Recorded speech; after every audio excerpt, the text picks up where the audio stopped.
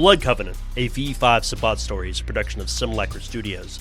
This podcast is intended for mature audiences and contains descriptions of violent sexual activity, mental illness, body horror, and inhuman supernatural depravity.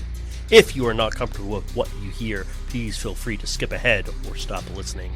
If you'd like to support the show, please visit patreon.com/Simulacra Studios. Now, all I have to say is a pack is not what it's cracked up to be.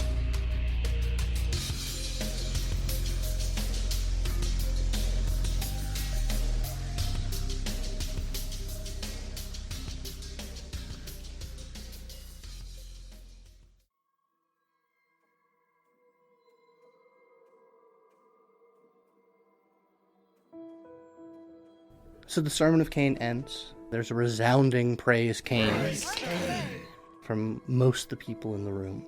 And people begin to return to their little alcoves and crannies. Many people start to leave, say their goodbyes, say, they've got hunting to do or business outside of the city. But a good chunk of people still stay. Is anyone going to be doing anything in particular? Leon will look to his pack and say, now that all the formalities have been seen, what's our game plan? I don't know, boss. What's our game plan? Yeah, man, I was under the impression you were in charge. I'm in charge, yes, but you have your own thoughts and feelings on things. We are here to experience and understand, as far as my knowledge goes. I have a thing with Mistress Enya later. So that's my contribution, I guess. That's good. Oh, that's lovely. Well, if we're taking into account everybody's opinions, I'd like to catch the game tonight. Oh shit, yeah. Well, you are free to do that. What are they even playing here? Hockey? What game? Yeah, they like playing hockey. I have no idea what they're playing here, sweetheart. There's a big screen TV back in my room. Huh. Alright. I assume what they're playing here is some kind of Canadian grab-ass. Okay. How's that different from American grab-ass? It's more Canadian. It's got French. It's Frencher. I see. Oui. So I suppose I would like to sort of scan the room for that cousin of mine that I saw. Because as we're talking, I'm distracted by him. He is still there. He has got a couple of people who are talking to him and clearly waiting to talk to him. There's a line. Ugh. You are, as far as I'm concerned, you are all free to do as you feel you must, obviously. I am at your disposal if you need my help. A little intimidated. Just that's all. You feel that too? Yeah, well, yeah. Look around. Well, we all must face the darkness on our own terms and see what comes out on the other side. Are there any, other than Mistress Enya, who's, in all of her weird backwards Navi wonderfulness, are there any people who are obviously flesh-crafted around? Oh yeah, there's a handful. There's probably maybe about a half dozen people who show obvious signs of being flesh-crafted. So do we, go schmooze, or...? I think mingling would probably be a good idea. I mean, we did introduce ourselves to a lot of packs, but maybe it would be good to let some of the other pack mates mingle. Reggie, if I come to understand, you have not had an extensive amount of experience speaking with your clanmates. I had a large amount of experience the night of my creation, and then that's it. It's time to understand your family a little bit more. All I know is that Dracula is one of us. Well, really? Is that true? Supposedly. Holy shit, that's pretty cool, man.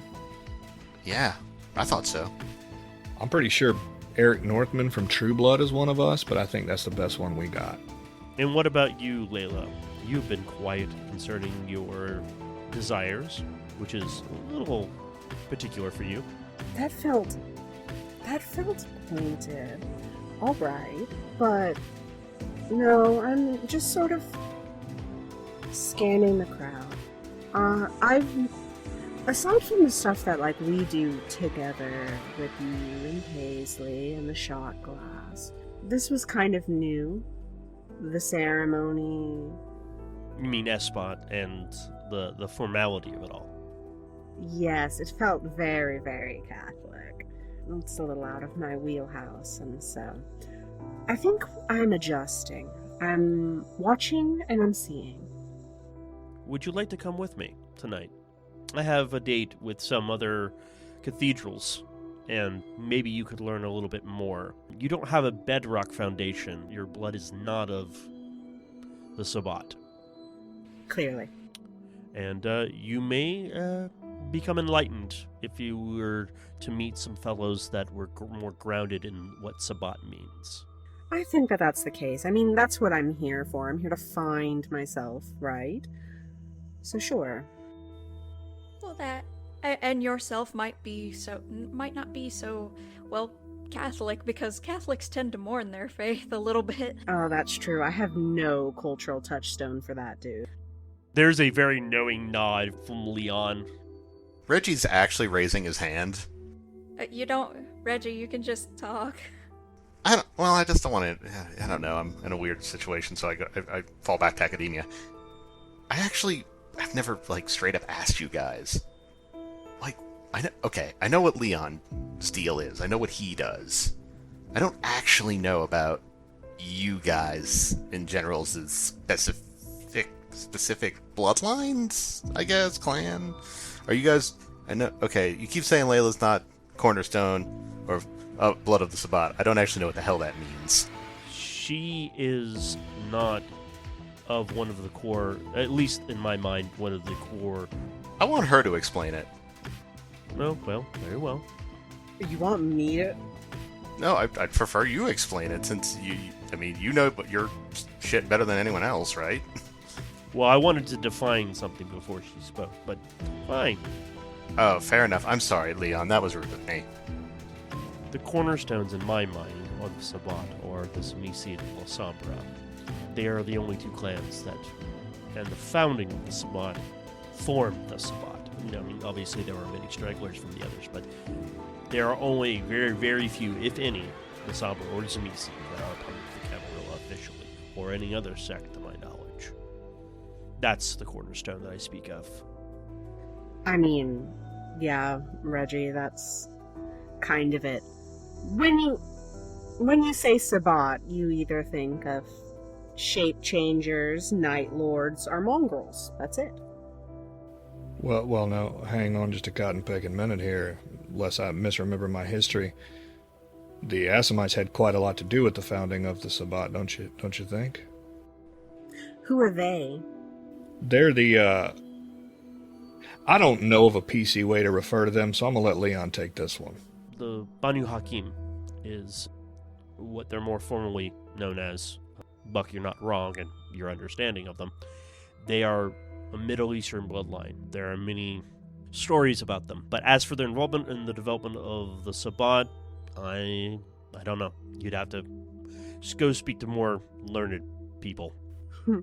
More scholarly folk. Mm-hmm. And here I thought it didn't get more learned than you.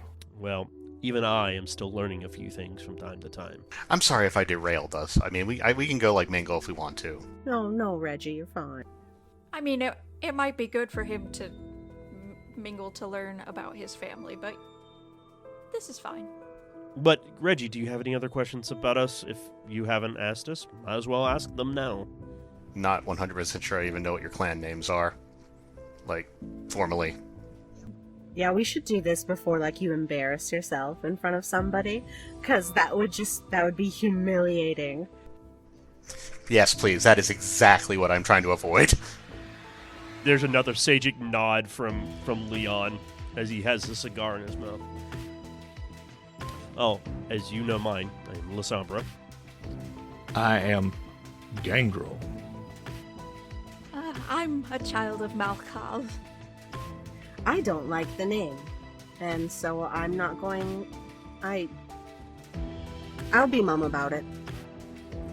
It doesn't matter.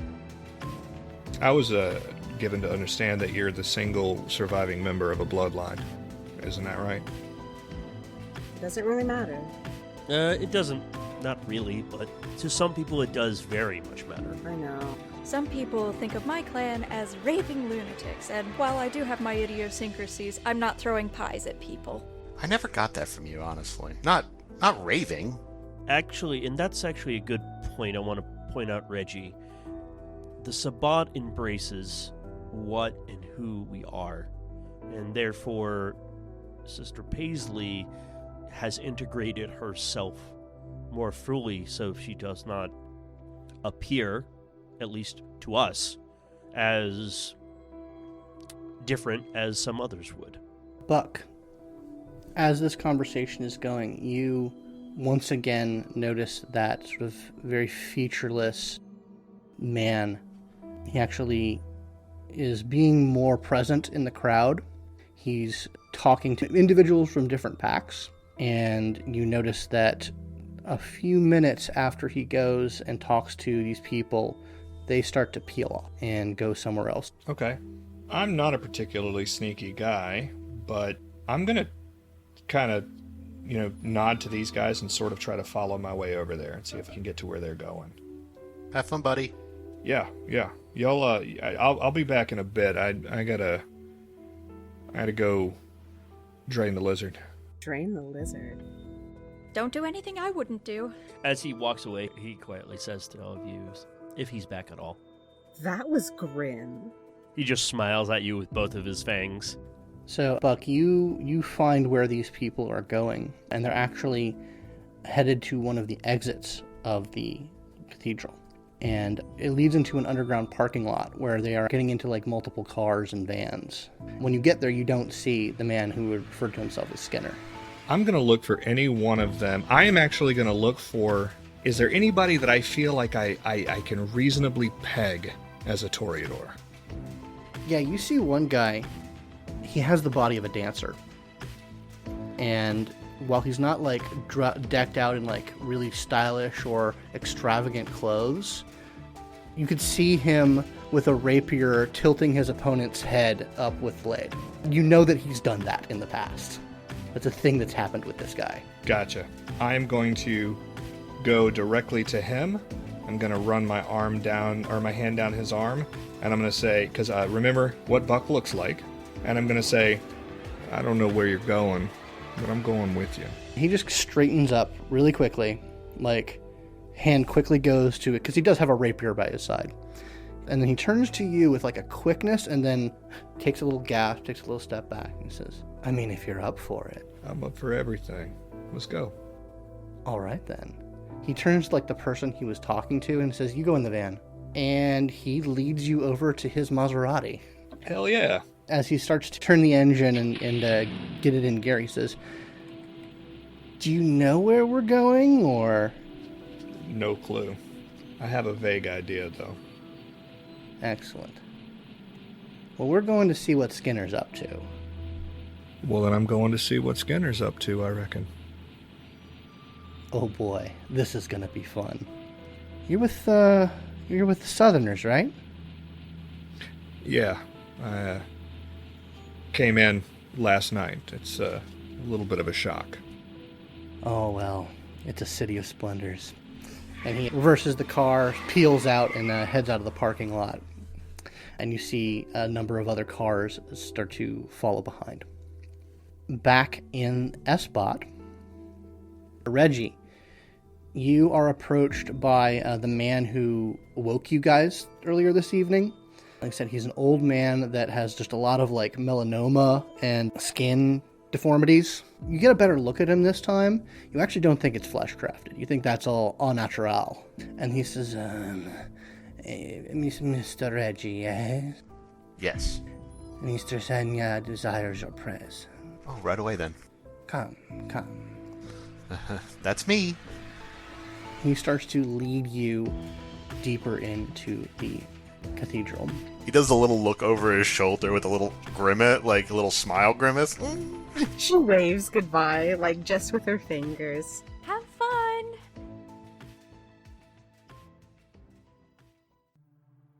He leads you to a staircase that leads you deeper into the earth. And as you go down this sort of, it's not a very long staircase. It's maybe, 1.5 flight of stairs. But as you go down, the material of the building shifts from being like stone to more obviously made and like plastered of flesh. Till the time you reach the end of the staircase, there is nothing that you see that has not been crafted of some sort of living flesh. He leads you sort of into a wider, like a decently sized room where you are confronted with the flesh ball. She's back in her spider form. She's actually not back in her spider form. She is sitting in a very bony chair, and she has 2 attendants that are clearly Sloshka. And she is sitting there. She is in the process of removing most of her legs, and they take them from her and put them up to the flesh ball, and they get absorbed. Serve your biomass, I get it. And when she stands, she is... now she's about 7 feet tall now. She's maybe about a foot above you, so she's lost a lot of her leg mass, but she's still very tall. Howdy. Just looking up. She says, "Hello, Reginald, yes? I was wondering if I could use your assistance with a matter. Oh, absolutely. A matter of maintenance." Oh, by all means. She claps her hands, and the Sloshka go to a side chamber, and they pull out a very old, sort of rusty, like red radio flyer wagon that has 2 very large buckets, like white buckets that have like plastic lids on top of them that are filled with some sort of viscous fluid. And she says, "Would you mind?" I will go and pretend like I know what the hell I'm doing, and I will pop the lid on one. It is very irony, base-smelling blood, like pig, if you had any guess. What would you did you need me to bring with? Oh, excellent. I pop it back on, and I'll start pulling the rusty wagon behind me like a toddler. And she leads you down a corridor, and actually you find she leads you to a part that is barred by bone and iron portcullises. And you stand as those portcullises are raised by a combination of chains and tendons in a very slow, methodical way.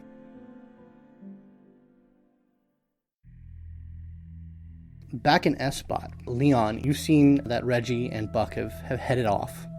When you scan the crowd, you see that alcove that those Lasombra were in earlier, and it is now unoccupied. I got a card from them, correct? Yeah, you did. You got an address to go to. Layla and Payslee, you would notice that the crowd around that gentleman that you guys both clocked has thinned a little. Sister Payslee, if you would like to... Layla seems interested in what that gentleman over there, so I'll take my leave as well. Unless you want to come with me, Layla. Do you want to go stand in line? Kind of. No. Well, I'd like to leave soon. I only have so many hours in the night, correct?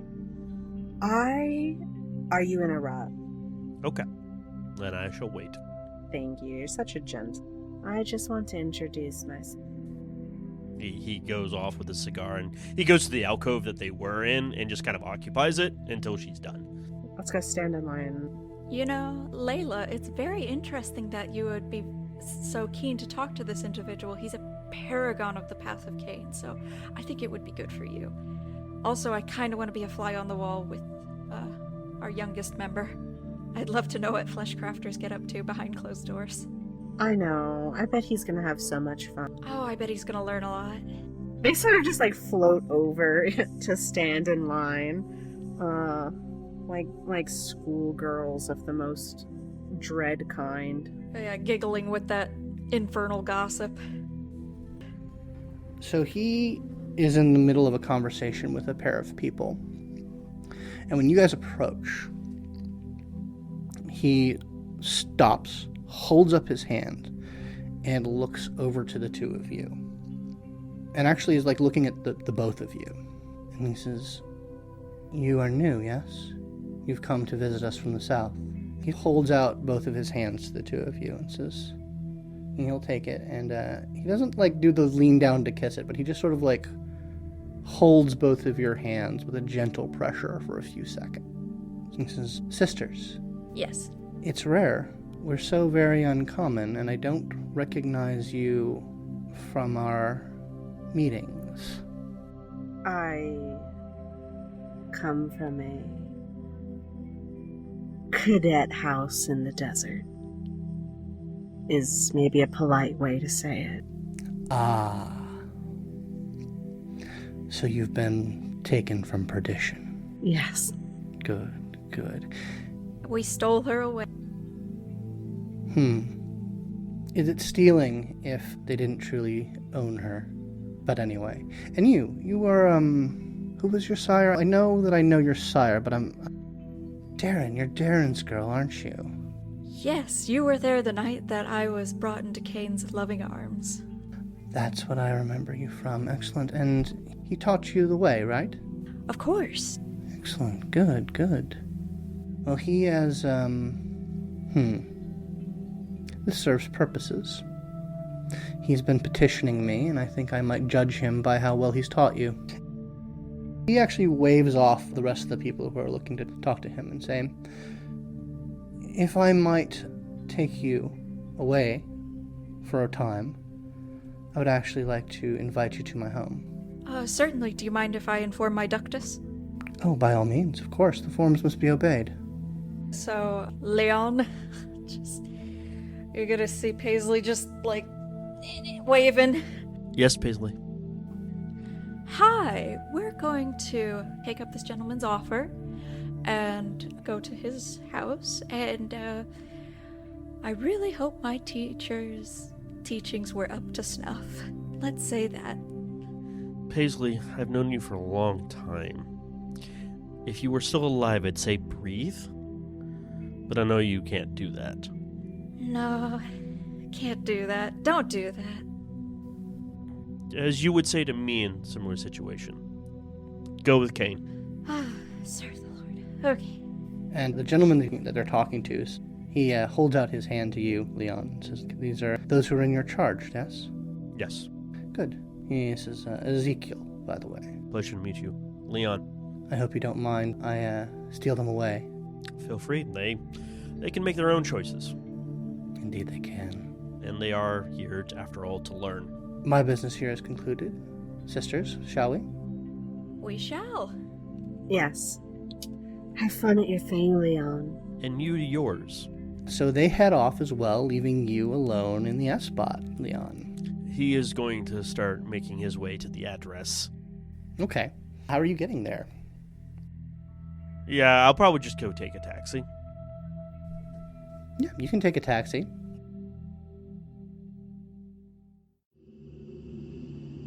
The address that you find is a place called St. Joseph's Oratory. And there is a large crypt in sort of the graveyard that is behind this Catholic church that you are directed to. And when I say large, I mean like the size of a large house. And when you come around the back of the church, you see that there are a couple of 2 or 3 people here. There's a groundskeeper and, a couple of goth-looking kids, trying to avoid the groundskeeper.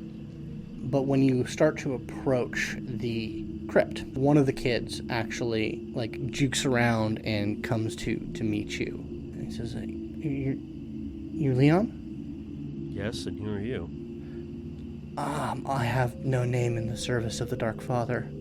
He looks at him like, I can't tell if he's alive or dead or... He says, You're expected. I need to lead you in. Very well. Proceed. And he goes and he pulls out a key ring and unlocks the crypt and sort of ushers you inside.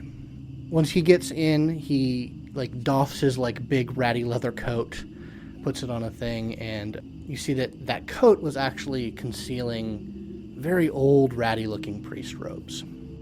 Yeah.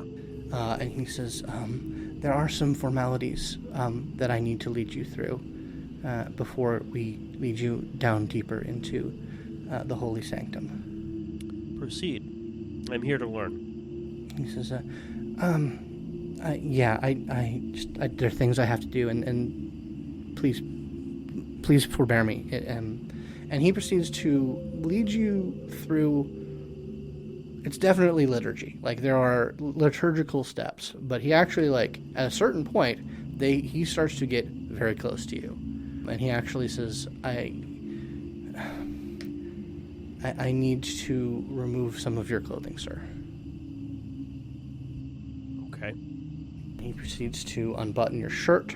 He very, very, very delicately, very slowly starts to remove your pants. He, like, folds them up, puts them to the side. Does this, obviously this guy is probably a vampire? Probably? He gets pretty close to you, and you can hear the pulse, and you can hear it. Like the heat off his body, that kind of thing. Okay. Yeah, and when he's got you basically down to your skivvies, essentially, he begins to pull out some candles from an alcove, a bowl, a couple of bottles, and he proceeds to, like, light the candles. Like, he dips them so that the wax starts to run. There's a little brazier underneath the bowl. He has some bottles coming out. Like, you don't understand what the ritual significance of what he's doing is. But as he gets deeper into it, you realize what this is.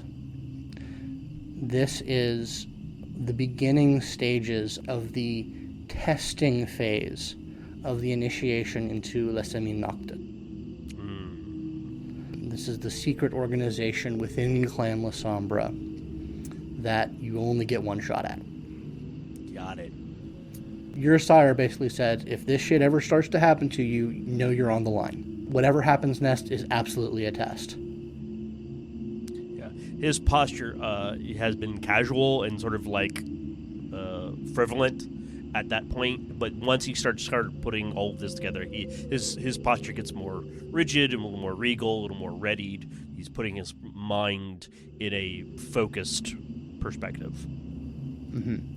And he proceeds to anoint you with these oils and black wax, and then he proceeds to get a small, like, loofah sponge and just very delicately wash it all off of you, and then he puts your clothes back on you just the way they were. And he says, you're ready now, sir. They will see you. You have done well. And he leads you to a door that leads deeper into the crypt that he does not enter in with you.